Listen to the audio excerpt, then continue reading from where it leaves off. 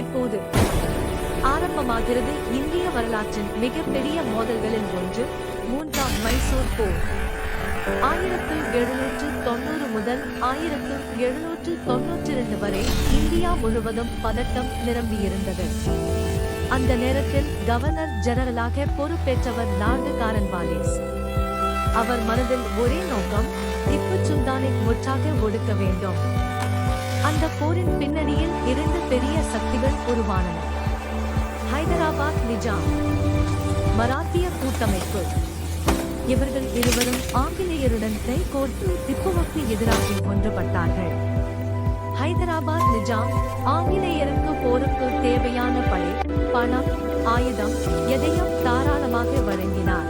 மராத்தியர் முதல் ஆங்கிலேய மராத்தா போருக்கு பிறகு செய்த சால்பாய் உடன்படிக்கையின் காரணமாக ஆங்கிலேயரை முழுமையாக ஆதரித்தார்கள்.